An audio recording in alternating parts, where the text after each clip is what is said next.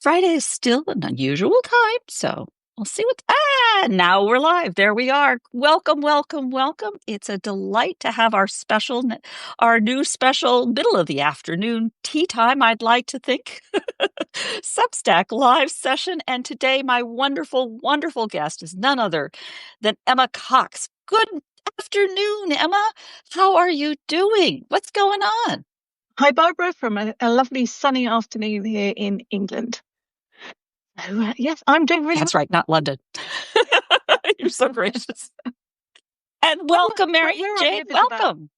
I live about 30 miles south of London, and a lot of people have never heard of where I am. So a lot of people just say London as the overarching part of it. I know, but can you reference that wonderful wood near you? Oh, yes. Okay. So I grew up in a place called the Ashdown Forest, which is in East Sussex, which is about 15 miles away from where I live now. This is very, very famous for a certain little bear called Winnie the Pooh. And 100-acre wood is there, and it's actually 500-acre wood. It's a bit bigger than that. And the Pooh Bridge exists. I have been to it a long time ago.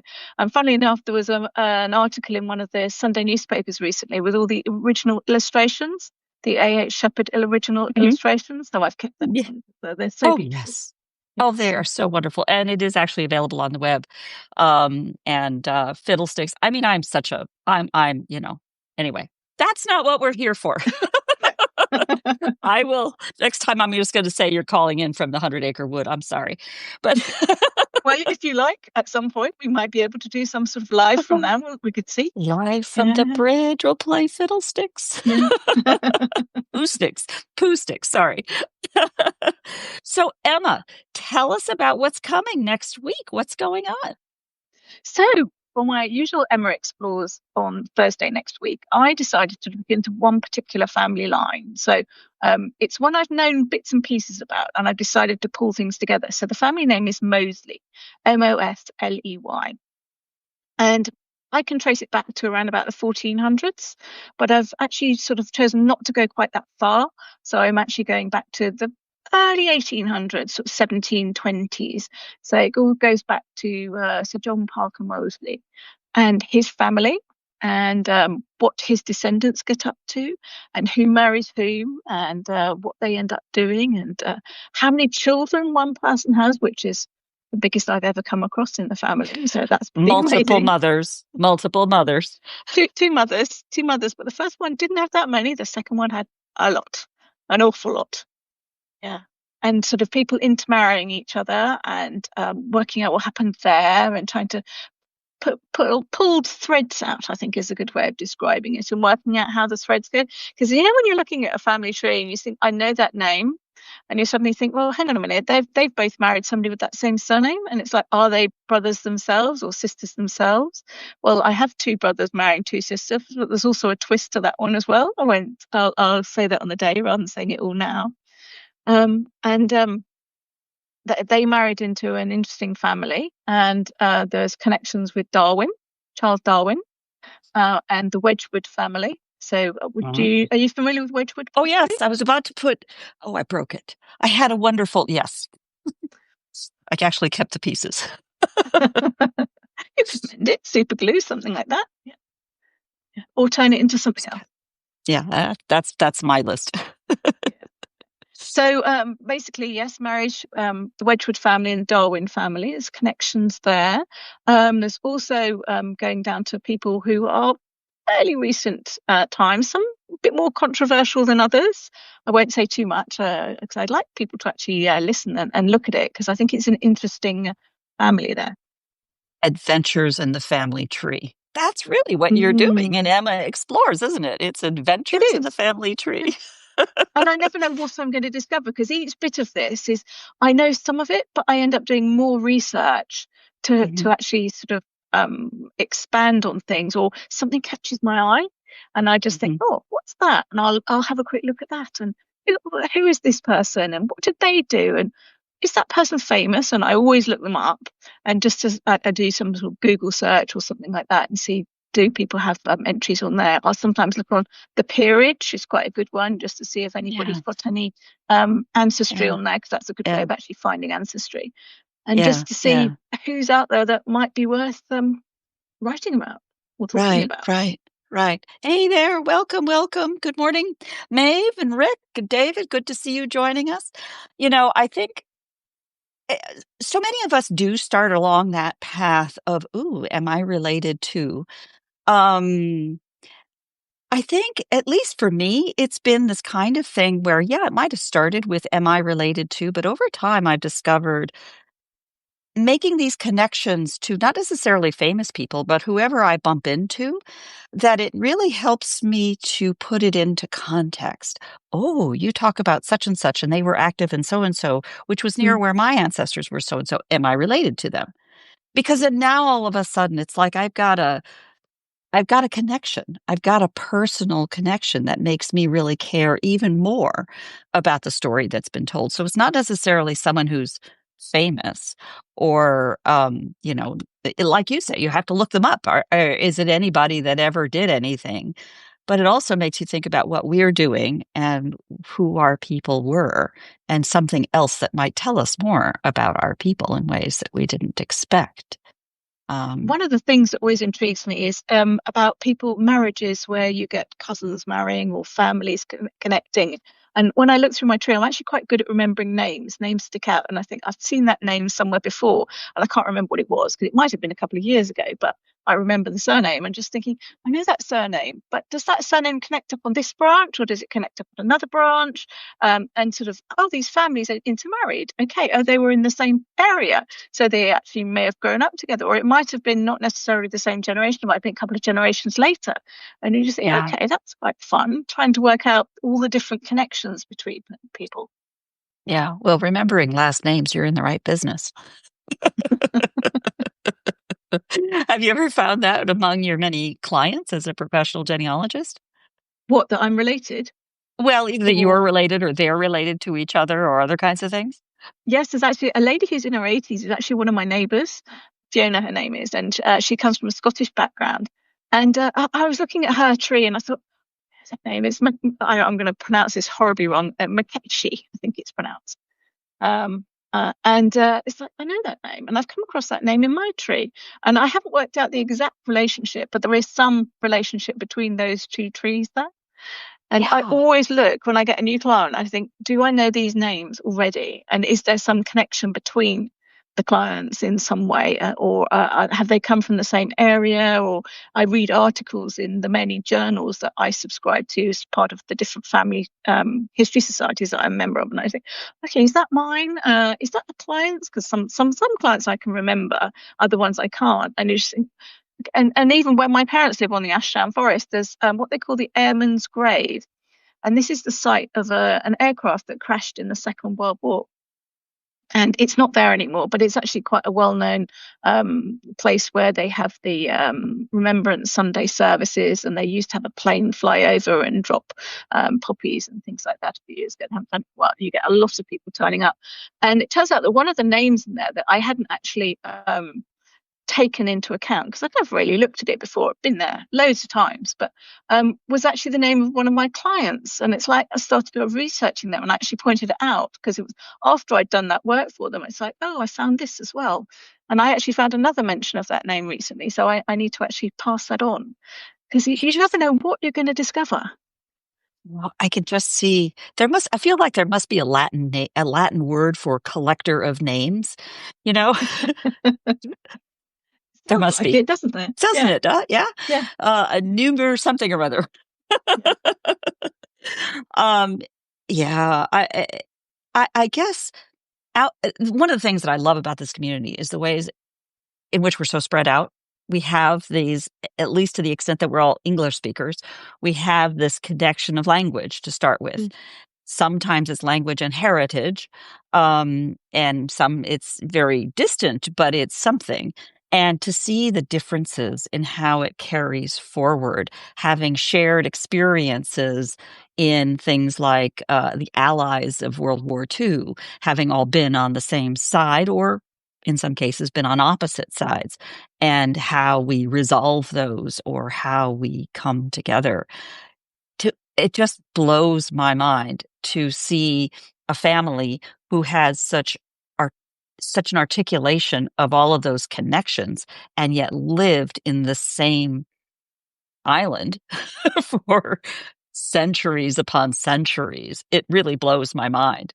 Partly because, I mean, I feel like I have this remarkable connection in one side of my family for generations in the continent, but generations and generations in an island just blows my mind. Yeah, Japan, you have people who have been a much smaller place, and again, centuries upon centuries. Of course, there is intermarriage. Mm, mm. And you talk about recognizing names and things. There's the projects that are ongoing on Substack at the moment. My 8 great grandparents, my 16 great grandparents. I always look to see if my surnames are amongst them. And I have approached people a couple of times and said, "Oh, we share a surname, and do we have anyone in common?" And it hasn't worked out, but I always look. Right. Well, as David pops in with pedigree collapse, it's a real thing. Yeah, yeah. I've got that. So my great grandparents were second cousins, I think, and my grandparents were second cousins. So it's and when you look and you look in a tree and you think there were 10 siblings and 3 siblings married 3 other siblings, and you just think, okay, there's quite a lot going on there. And then further down the tree, someone else might have married. Yeah. And yet we survived. We did. Relatively healthy. Relatively healthy, but it just goes to show. So on the subject of great grandparents, I have just finished my 8 great grandparents. It's taken me quite a while, and I've done fairly good biographies for all of them. So if anybody wants to look, that's on my Emma Substack. If anyone has any names in common, do contact me. I'd love to know. Definitely love to know. I'll drop that into the notes to this one, as I will, things about next Thursday's program. I do always try to keep the notes for these events in the recordings to keep as much as I do. And I will add that for each of our Emma Explores events, you are so generous with the resources. You're telling stories about your own family, and then you include this remarkable list of it's like a professional's toolkit of the remarkable resources that you've used and have found helpful to finding these topics. For example, I was just listening on some other podcast, I can't remember what it was, about transcriptions and some of the new AI tools for Mondays with Mert, new transcription tools and whatnot. And there was a reference to some of the transcription tools. What's the app that runs on does it run on a PC, runs on the web for transcriptions of difficult languages and whatnot? That is the kind of thing that is just so tremendously helpful. I know I'm dipping into that even when I'm not necessarily chasing down the surnames, but the whole business of surnames in these my 16, my 8, these looking back at the grandparents, I honestly didn't understand, did not appreciate how incredibly interesting that is to now, with a combination of SEO, be able to look up and find these names and these connections. And I have to give a shout out to Robin Stewart here, because on one of her GenStack Coterie things, she talked about creating a table of contents so that you can find things more easily. So I've done that for my 8 there. And so I've got the 8 of them sitting there, and it's got little images with the short description and then a link through to each of them, as one simple way that people can find those on the Substack itself. So everything's in one place there. So I think that's a really good idea. If you're going to do a load of biographies or whatever it is, put in a table of contents so people can find them more easily. Right. The magic is that name and their dates, and then the links. Just using the power of links is so incredible to search. Yeah. And you mentioned transcripts. I was reading another article. There was a guy called John Reed, and I didn't credit him in this one, but he's in Canada, and he posts loads of different things. And one of the things he mentioned was about tools and about the tools that people use. So that inspired me to go and find my own top 3 tools. And one of those was the transcription tool, Transcribe, which is free if you want to use it, or you can pay a very small amount to get a version where you can put windows side by side and things, but the basic one's free. So I use that one. I use Snagit. if people have come across Snagit for actually taking screenshots and annotating them and doing that, and Evernote. So I think there are loads of tools out there that people could use.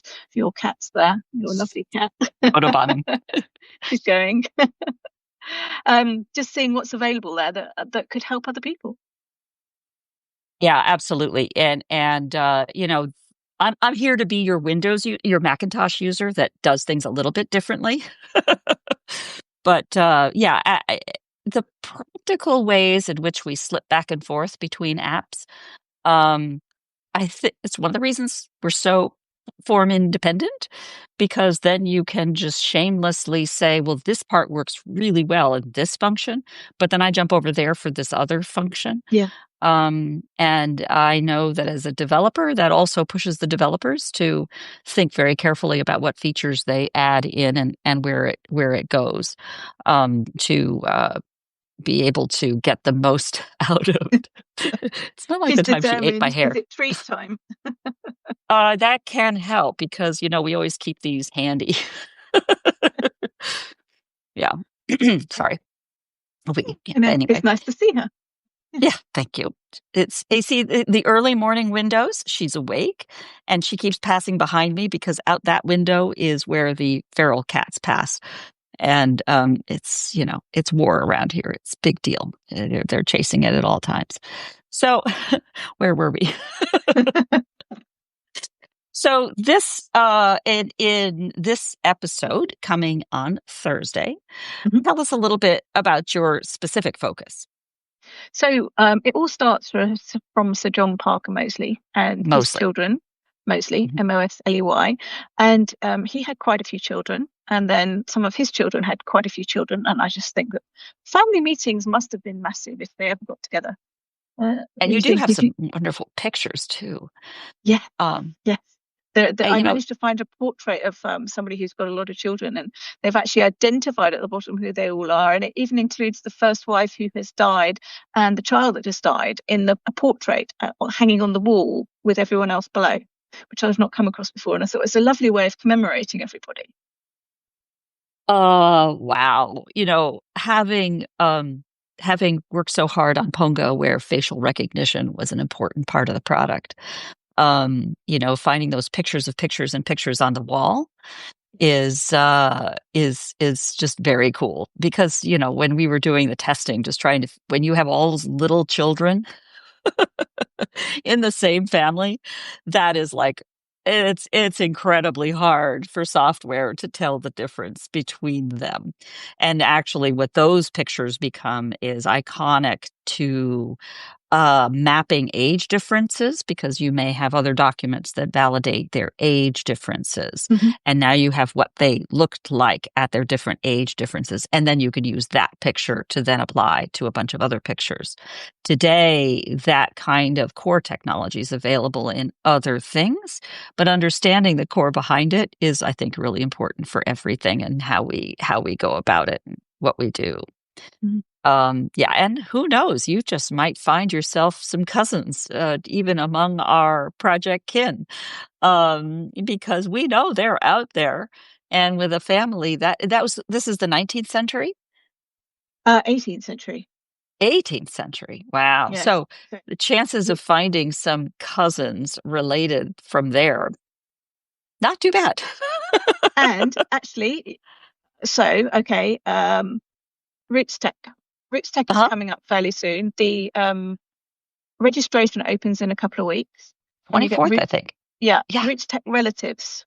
Right. And so as part of RootsTech Relatives, I have found people who descend from him in this family in RootsTech Relatives, and and took screenshots and things like that. So yes, it's entirely possible that there are connections. Yeah, last year, of course, we did the RootsTech ride along. Haven't decided what I'm going to try to do this year. I don't think I'm going from California to Utah. Is not a big deal, but anyway, we'll see. Haven't decided what to be doing at RootsTech, but you're right. We need to do some interesting things. Yes, Relative at RootsTech was great fun. And it's funny you mentioned that because I think our all-time queen with the most relatives at RootsTech is Kyla Bayan.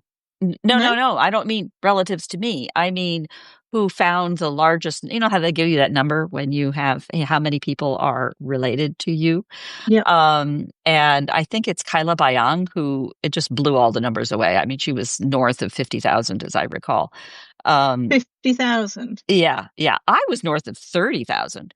Okay. Um, and I say that with shock because it's only half my family, right? And just a remarkable number of them are related to just one line. Hmm. Honestly, I think that's just because it was somebody's Mormon LDS church, something like that. But yeah, but Kyla has far and away the largest numbers I've ever heard of, and she's my guest on Sunday. I bring that up because it takes us back to the Stories 250, which has been actually a remarkable number of people have been contributing. My far and away largest number of stories contributed have been from Anne Young in Australia, telling stories about her English family in America and telling their stories who happen to be on both sides of the American Revolution. Or of course, the person who started the idea was Jane Chapman, who had one relative who Richard Lang, who was on three sides of the revolution.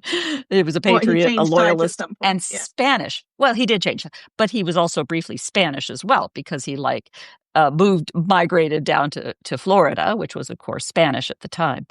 And yeah, no, these are just fascinating stories. And again, they connect us, which is the part that blows me away.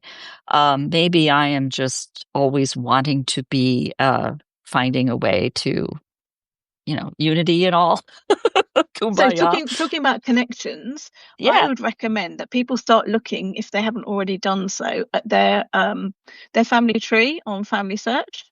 yeah, that's And exactly right. I'm going to be interviewing a lady called Lucy Reynoldson in the near future about Family Search. So look out for that on my Journeys to Genealogy podcast. But in preparation for Roots Tech, have a look at your tree, check it's got no gaps and that it all looks correct, and work your way Yeah. through it. And then see, we should have a competition who can find the most relatives and things like that. We might have to exclude you and Kyla. Oh, I'm nothing. And I'm telling you, Kyla just like blows it up. She could be our judge and just take her out of the Yeah. take her out of the running. Um, but yes, I think that's very good advice. And Family Search, like Wiki Tree, is one of these trees that is the all public. Well, they've introduced their new angle, but they're all public tree. And yeah, there is some absolute garbage in there, no question about that.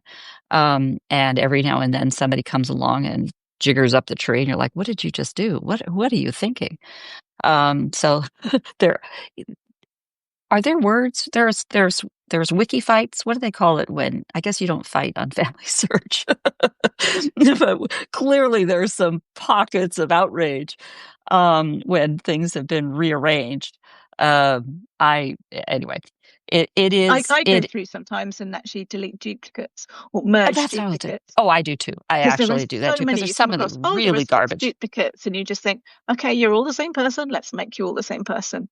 Yeah, yeah, yeah. And like maybe you didn't know to search for the person already existing. I mean, come on, same names, same locations, same birth, death dates, same marriage dates. So Come it on, man. tells you when you're Well, it will. tagging the If you person know on, it'll say if you can duplicate put, found. Yeah.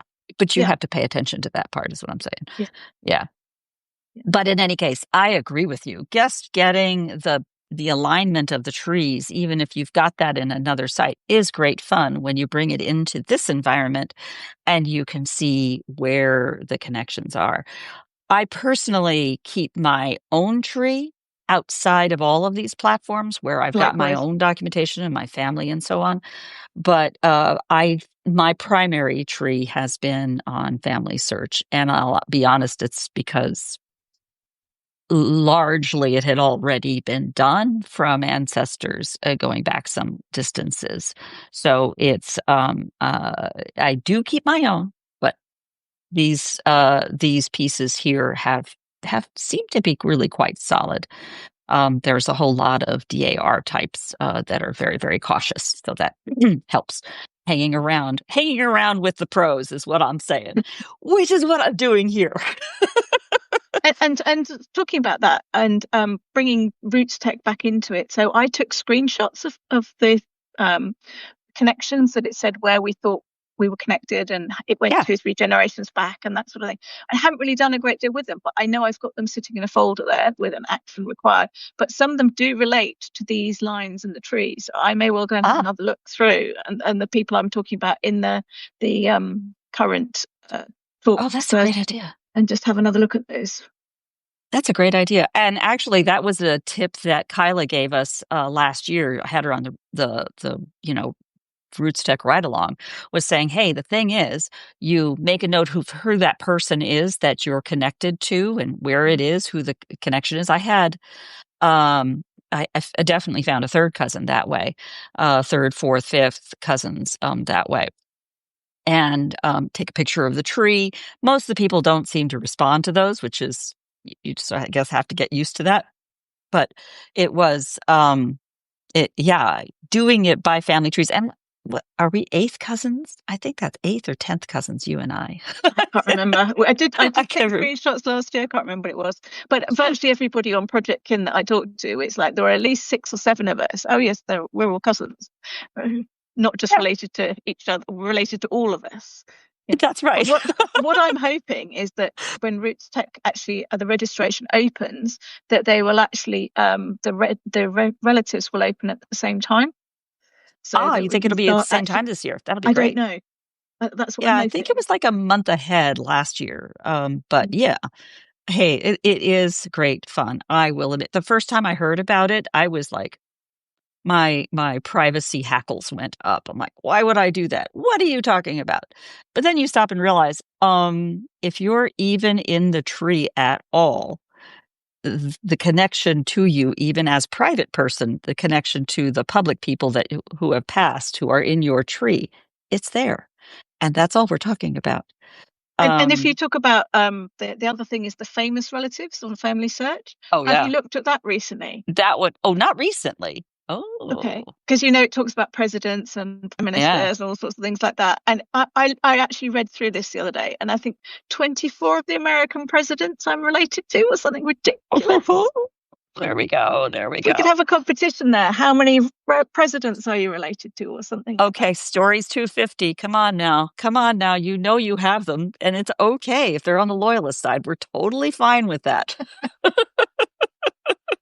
To be honest, I don't know of anybody ancestor-wise who was over at the time of the American Revolution. I know that one of my great-grandfathers fought out there briefly, and I think he was injured in some way, but I don't know anything more really other than that. That's what I'm talking about. Yeah, mm-hmm. Anne Wendell had a wonderful story about a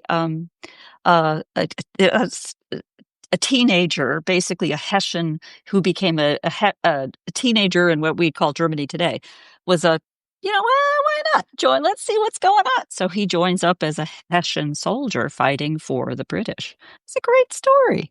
It's fascinating. And it's really interesting to sort of see what the different perspectives are of these young men going to battle and what they went through. And I have a lot of ancestors that fought in the war, but most of them were like, a private shows up for a little while. Bye-bye. Like, that's it. Nothing dramatic. Yep. You didn't do anything. And I think that's fascinating. It's a connection that, gives you these roots in time. So just out of interest, is there a place where people can put their biographies of their ancestors who fought in the war on whichever side? You mean other than what we're building? You mean some official thing? Well, some of what I'm trying to do with Stories 250 is to say, you post them to your publication and let me create a navigation to those in this context, which is they were there at the time. I was in the room where it happened, so to speak. And is that of there is no, for example, there are many lineage societies here in the US. Mm. And the lineage societies, the one I know about is the Daughters of the American Revolution. And they do have a database that is publicly accessible, and I'd be happy to share that, where people can go to see if thus name on thus date and so on was in fact recognized by this institution as someone who usually it's collected a pension is how they track that. And then they have they don't directly include the links to the pension files, but as you know, those are increasingly becoming available. Mm. Um, Oddly, they don't have a place where the profiles are published. There are things like should know this the battlefields. One of you out there knows this. um, uh, I'll bring it in. I want to say Institution of Battlefields, American Battlefields, or something like that. That includes a lot of detailed, historically curated archives of what happened on different battles, and then they will provide profiles of individuals. That's where I found, for example, the absolutely remarkable story of Armistead Lafayette, or James Armistead Lafayette. I talked about in the Lafayette story, and I'll pick that one up at another time. I'm trying to find a scholar who has written stories about this to join in on this conversation, because I think that is the kind of thing that are the unexpected stories that I think need to be told. And I love when they are told from family members. But in short, no, to my knowledge, there isn't a single place. And I it's think it's out probably, there. Mm. but like all stories, I think what gets interesting is when they are retold from different perspectives. Even a What I'm famous, thinking of is uh-huh. having a website somewhere that basically people can upload their ancestors onto it, or they can search for their ancestors on there. They can put a little mini biography of somebody up there, what they know about them, and ask other people if they know of them, and see what connections there are and things like that. Isn't that what's happening on Substack? Yeah, but it's not independent and it's not a single place. You're indexing things from different places, and people are doing them all on their own different things. But actually putting them into one central place that people get, it's basically you could duplicate it. You could have it on Substack, and you could have it in one central location with a link back to Substack or wherever people host things. Yeah, I think. Sorry, this is my platform head coming on. I tend to think that one central place is, in a sense, the internet, and that there is great power in having the independence of a lot of different places where these stories are told. Here in this country, we have things like the Library of Congress and the Smithsonian, that have been repositories, or the Internet Archive that have been repositories for this, for these kinds of stories. And we have seen how vulnerable these can be to opinions and perspective that can change access even to these kinds of stories and archives. It's one of the reasons why I feel so strongly about independence and ownership, because each of us in this environment is owners and curators of the stories that we publish, and we control them from somebody else coming along and deciding that's not what I want to hear. Um, I think the Internet Archive could be a good place right now. If you sign up and create an account on the Internet Archive, you can take any web page anywhere on the planet and archive that to the Wayback Machine. Um, and that works not completely for all media types, but it's a wonderful way to just bank it essentially. I'd love to see, and I've thought about ways, I don't know what the answer is, to take, I was thinking of people who have, archival collections, digital archival collections of materials, and creating a structure where they can upload all of that to the Internet Archive so that it's searchable by anybody anywhere. And That's an interesting idea. I I don't know how to describe what that structure ought to look like, but I mean, I'm right here. I could go talk to the people at the Internet Archive and say, knock, knock, knock, I got this idea. I really could. I just don't have that full perspective to it. So I guess that's an offer. I'm open to it. Anybody have any suggestions for the structure that should take? I would be happy with. I got experience to do this, to articulate that in a form that their developers could understand and take that forward. They do have projects, if you look into the Internet Archive projects, which are designed to inhale content of very specific media types. And that would take raising money and whatnot to So, do. a question I haven't considered before. Can you back up your Substack to the Internet Archive? Uh, you know, let me take that question and go see if I can go find an answer for you. Because the short answer is I think so, absolutely, just by taking any one page and doing that methodically. But it's a really good question, and that's not a good enough answer.